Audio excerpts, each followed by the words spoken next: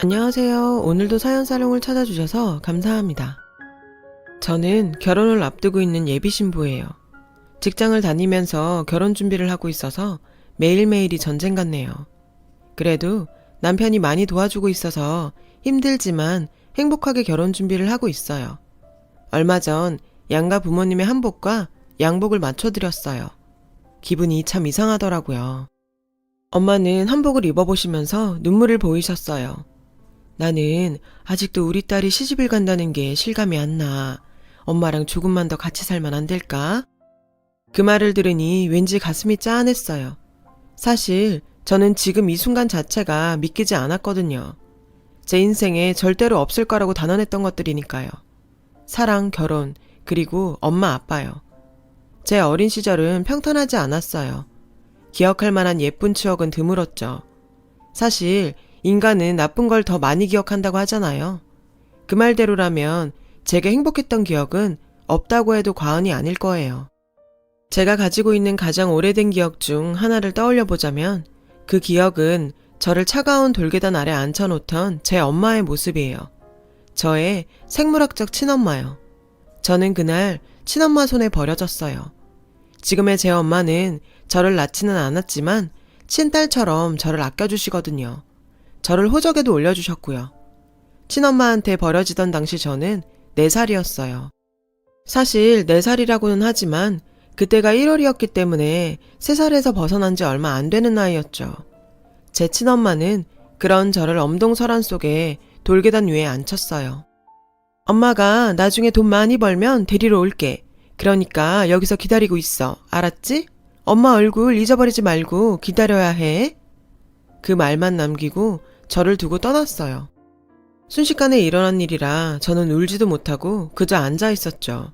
한 20분 정도 그렇게 앉아 있었을까요? 누군가 문을 열고 나왔어요. 목사님, 여기 왜 나이가 앉아 있어요? 친엄마가 저를 버리고 간 곳은 교회에서 운영하는 보육원이었어요. 저를 발견한 선생님은 저를 데리고 안으로 들어갔고 안채에 계시던 목사님이 나와 저를 살피셨어요. 그리고는 제 옷주머니 안에서 편지를 발견했죠. 친엄마가 남긴 편지였어요. 편지에는 돈 벌고 자리 잡으면 데리러 올게요. 이름은 희수예요. 라는 말과 함께 제 생일이 적혀 있었어요. 그렇게 저는 엄마와 헤어져서 보육원에서 살게 되었어요. 보육원에는 많은 아이들이 들어왔고 또 많은 아이들이 입양을 통해 그곳을 떠났어요. 저는 그곳에서 한 아이를 만났어요. 그 아이는 저랑 동갑이었고 제가 들어오기 한 달 전에 들어온 아이였죠. 동갑에다가 몸집도 비슷해서 저와는 옷도 번갈아 입었어요. 노는 스타일이 비슷해서인지 우리는 금방 친해질 수 있었어요. 그리고 저희 둘에게는 친해질 수밖에 없는 이유가 있었는데 바로 둘 다 입양이 되지 않는 아이라는 거였죠. 저희가 입양이 되지 않는 이유는 바로 둘 다 부모가 돌아오겠다는 편지를 남겼기 때문이었어요. 그 친구의 부모님은 도저히 지금은 아이를 키울 수가 없지만 언젠가 반드시 아이를 데리러 올 테니 제발 다른 데 보내지 말고 돌봐달라고 부탁까지 했다고 해요. 그래서 목사님과 선생님들은 저희 둘을 입양 대상에서 배제시킬 수밖에 없었다더군요. 어릴 땐 몰랐는데 자라면서 깨달았어요. 보육원에 들어오는 아이들은 길어도 1, 2년 후에 가족이 찾아와 시설을 떠난다는 걸요. 하지만 친구와 제 부모님은 여전히 연락이 없었어요. 처음에는 데리러 온다는 말을 믿었지만 시간이 갈수록 우리는 이곳에서 살다가 성인이 되어서야 나갈 수 있겠다는 생각을 하게 되었어요. 그래서 우리들은 더욱 서로를 의지하게 되었어요. 보육원 예산으로는 아이들을 유치원에 보낼 수 없어서 저와 친구는 보육원에서 선생님과 목사님한테 한글을 배우고 다른 아이들이 유치원에서 익히는 것들도 배웠어요. 둘뿐인 유치원이었지만 그래도 친구와 함께여서 행복했어요. 선생님들과 목사님, 그리고 사모님도 입양을 가지 못하고 있는 저희 둘을 특히 아껴주고 사랑해 주셨고요. 친구와 저는 초등학교 입학도 같이 했고 학교 측의 배려로 같은 반으로 입학할 수 있었어요. 목사님이 교장 선생님께 직접 연락을 해서 저희 둘의 사정을 설명하시고 특별히 부탁을 드린 것이죠. 초등학교에 들어갔다고 해도 8살은 아직 어린 나이잖아요. 그런데도 환경이 바뀌니 아이들의 생각과 사고방식도 빠르게 변하기 시작했어요. 유치원과 학교는 다르다는 걸 깨닫기 시작한 거죠. 저와 친구는 서로를 지켰어요. 힘들거나 주변에서 아픈 말을 듣고 속상한 일을 당했을 때 저희는 서로를 위로하고 옆에서 지켜주었어요. 한 번은 그런 적이 있었어요. 조별 활동을 하던 날이었어요. 친구와 저는 다른 조였는데 친구가 있는 조에서 한 아이가 친구를 가리키며 나 얘랑은 같은 조 안 해. 얘는 부모도 없고 집도 없어서 교회에 사는 애라고. 그 말에 저도 친구도 당황했어요. 친구는 얼굴이 빨개지더니 이내 눈에서 눈물을 뚝뚝 떨어뜨리기 시작했어요. 하지만 당당하게 아니라고 할 수도 없었어요. 그 아이 말대로 우리는 부모도 없고 그래서 교회에 사는 것도 맞았으니까요. 그 순간 저는 벌떡 일어났어요. 저도 지금 생각해도 어디서 그런 용기가 났는지 모르겠지만 말이에요. 아무튼 친구가 울기 시작하는 걸 보고 벌떡 일어나 친구 옆에 걸어가 섰어요. 그래, 나도 수정이랑 교회에 살아. 그게 뭐 어때서? 그리고 부모가 없다고? 우리도 부모 있어. 너는 엄마 한 명이지? 우리는 엄마 많아. 5명도 넘어. 네가 뭔데 잘 알지도 못하면서 욕해? 그리고 교회에서 사는 게 뭐가 어때서? 니네 집보다 우리가 사는 교회가 더 크거든? 잘 알지도 못하면서. 제가 소리치자 그 아이는 당황했어요. 아마 친구가 보육원 아이라는 건 듣고 저도 보육원에서 산다는 건 듣지 못한 것 같았어요. 친구는 울음을 멈추지 않았고 선생님이 진정시키고 나서야 멈췄어요. 그 일이 있고 난 다음부터 저와 친구는 쌍으로 찍혀서 아이들의 눈총을 받아야 했어요. 부모 없이 교회에 사는 애라는 딱지가 붙어서 아무도 저희와 놀아주지 않았어요. 심지어 교회에 다니는 애들마저도요. 저희 보육원은 교회와 걸어서 8분 정도 되는 거리에 있었고 저희도 일요일마다 그 교회 어린이 예배에 참여했어요. 하지만 그 일 이후엔 어른 예배에 갔어요. 초등학교를 다니는 동안 저희에게 붙은 보육원 아이 딱지는 떼어지지 않았고 그게 저와 친구가 서로를 의지하는 계기가 되었어요. 사실 아이들이 심하게 괴롭히거나 왕따를 시킨 건 아니에요. 가끔 대놓고 신경을 건드리는 경우는 있었지만 그럴 때면 제가 사납게 달려들었고 금방 꼬리를 내리더라고요. 아이들은 저희가 다른 환경에서 사는 게 보이지 않는 벽을 만드는 것 같았어요. 그래도 저희는 괜찮았어요. 서로 의지하면 됐으니까요. 친구 여러 명 두면 뭐해? 진짜 친구 한 명만 있으면 되지. 하면서 우리는 항상 붙어 다녔어요. 그렇게 초등학교 생활을 마친 우리는 같은 중학교에 진학하게 되었어요.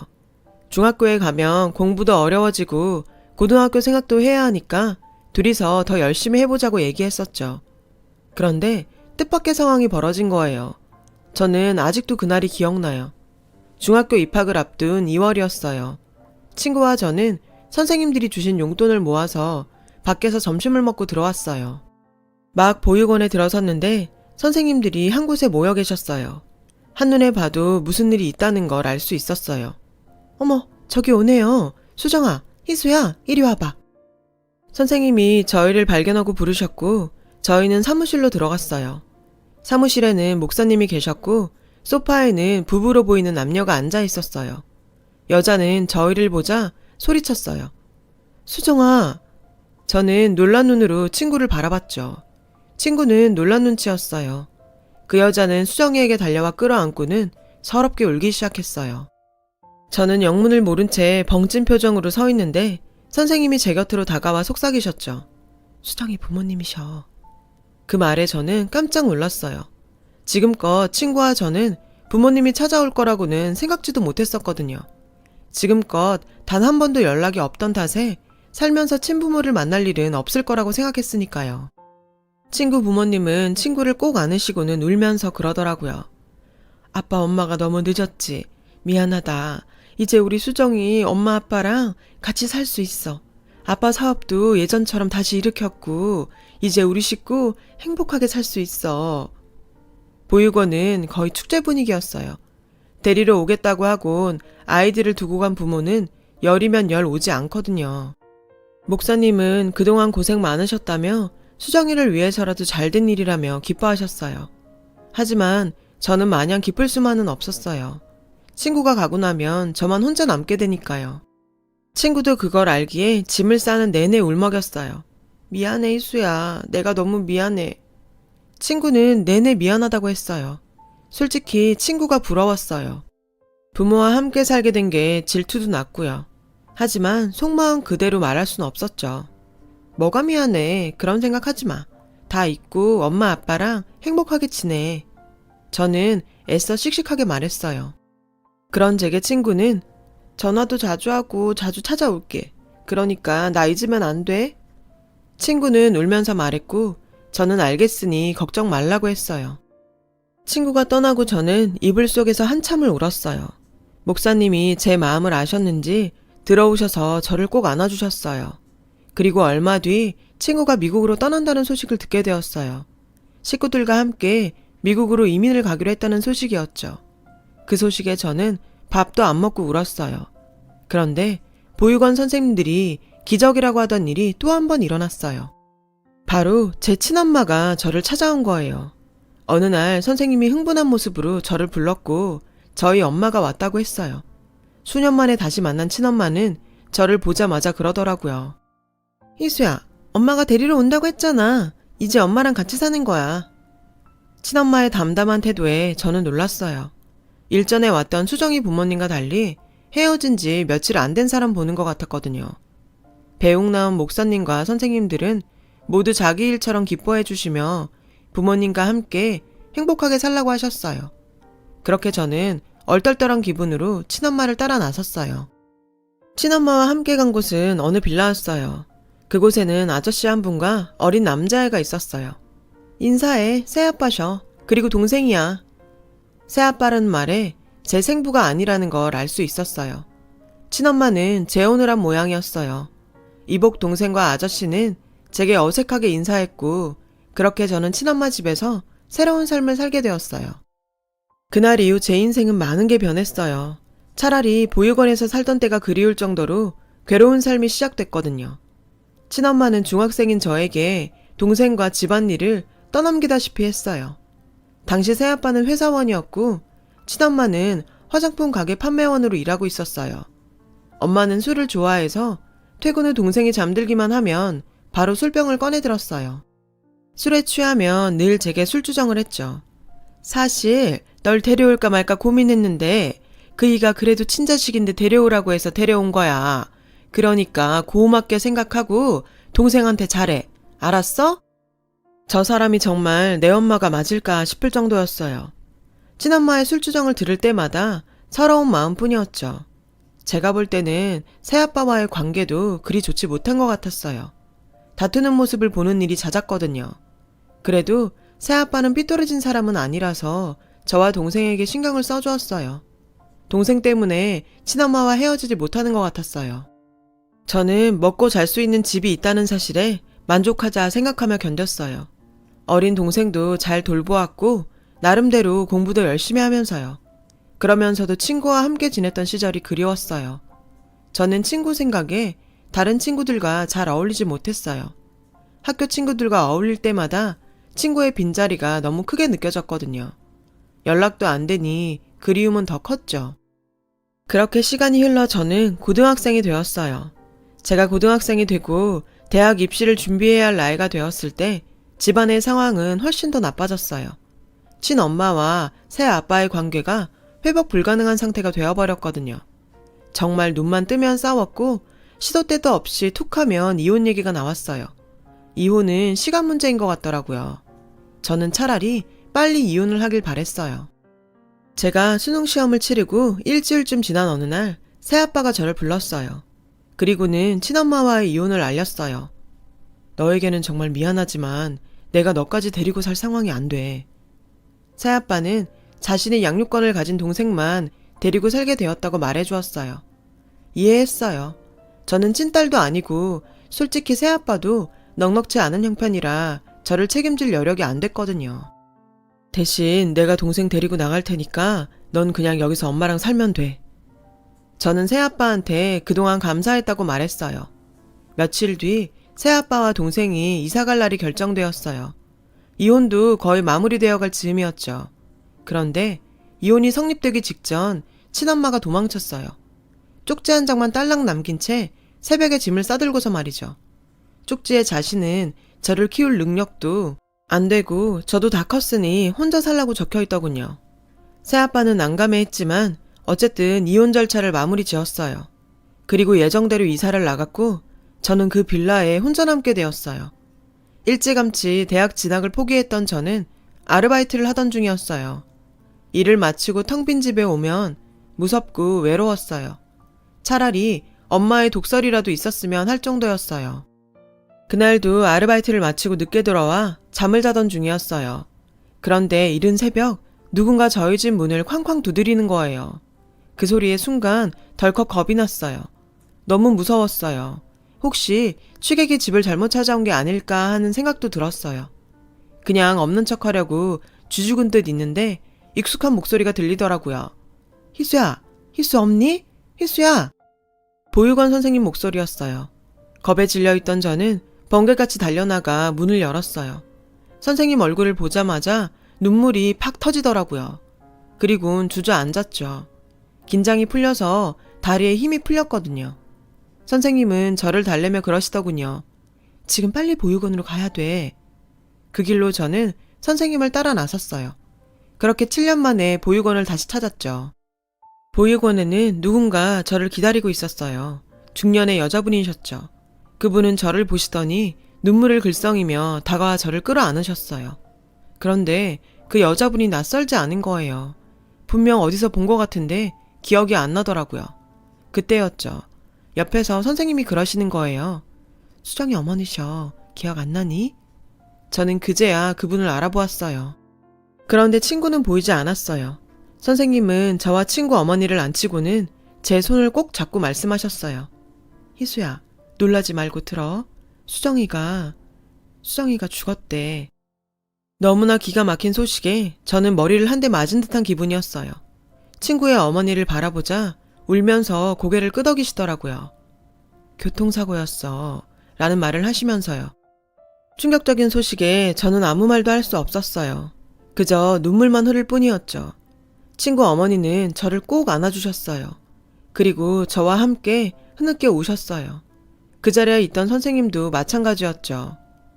수정이가 항상 네 얘기를 했어. 너 아니었으면 못 버텼을 거라고. 수정이가 죽기 전에 남긴 말이 있어. 자기가 죽으면 희수 너를 찾아서 자기 대신에 딸처럼 키워달라더라. 수정이가 죽고 한동안 시리에 빠져 지내시던 수정이 부모님은 딸의 유언을 떠올리곤 저를 찾아오신 거였어요. 하지만 보육원 선생님을 통해 제가 엄마를 따라 보육원을 나갔다는 얘기를 들으시곤 일단 저를 만나서 수정이 부고를 전해주려고 저를 부르셨다고 하셨어요. 수정이 어머니는 제게 어떻게 지내냐고 물으셨고 저는 지금까지 있었던 일을 모두 말했어요. 고아나 다름없는 처지가 된 제 사정을 들으신 수정이 어머님은 제 손을 잡고는 그러셨어요. 나랑 같이 가자. 수정이 유언대로 내 딸이 되어서 우리랑 같이 살자. 저는 그 말을 듣고 집으로 돌아와서 며칠을 고민했어요. 아무리 친구 유언이라지만 엄연히 저와는 남남인데 그분들의 딸이 된다니 너무 염치 없는 일인 것 같았어요. 내 부모한테 버림받고 남의 부모랑 산다는 것도 말이 안 되는 것 같았고요. 게다가 친구가 죽자마자 친구 자리를 빼는 것 같아서 더더욱 따라가겠다는 말을 꺼낼 수 없었죠. 그러면서도 한편으로는 눈 딱 감고 따라갈까 하는 생각도 했어요. 솔직히 세상에 혼자 떨어진 것처럼 큰 집에 덩그러니 혼자 사는 것도 너무 무섭고 외로웠거든요. 두 가지 생각이 다 들었죠. 하지만 친구 어머니는 저를 포기하지 않으셨어요. 틈날 때마다 찾아와서 저를 설득하셨어요. 나보다 수정이에 대한 기억을 더 많이 갖고 있는 사람이 희수 너야. 우리 서로 수정이를 기억하면서 앞으로 남은 인생 엄마랑 딸로 서로 아끼면서 살자. 수정이 목까지 그렇게 살자고. 딸 잃은 친구 엄마의 애처로운 모습에 저는 조금씩 흔들리기 시작했어요. 결국 저는 친구 부모님의 딸로 입양되는 것에 동의했어요. 그리고 수정이 어머니를 따라 미국으로 가게 되었어요. 친구 아버지도 저를 무척 반겨주셨어요. 우리 딸 희수 어서 와. 저를 끌어안으시고는 많이 우셨어요. 그 말을 듣고 저도 많이 울었어요. 그날 저는 친구가 쓰던 방에서 친구의 옷가지와 물건들, 그리고 큰 상자에 소중히 보관되어 있는 저와 친구의 사진과 추억이 담긴 물건들을 보고 밤새도록 울었어요. 처음에는 친구 부모님을 엄마 아빠라고 부르는 게 어색했어요. 하지만 두 분은 제가 편해질 때까지 기다려주셨죠. 그런 두 분 덕분에 저는 낯선 미국 생활에 조금씩 적응을 하게 되었고 더 이상 부모 없는 서름을 겪지 않아도 되었어요. 집에 오고 1년이 조금 안 돼서 저는 처음으로 엄마 아빠라고 부르게 되었어요. 두 분은 울먹이며 저를 안아주시더군요. 저는 뒤늦게 미국에서 대학을 나왔고 남편도 미국에서 만났어요. 남편은 유학생이었어요. 그래서 우리는 결혼식을 2번 하기로 했어요. 한국에서는 가족들과 하고 미국에서는 미국 친구들과 하기로 했어요.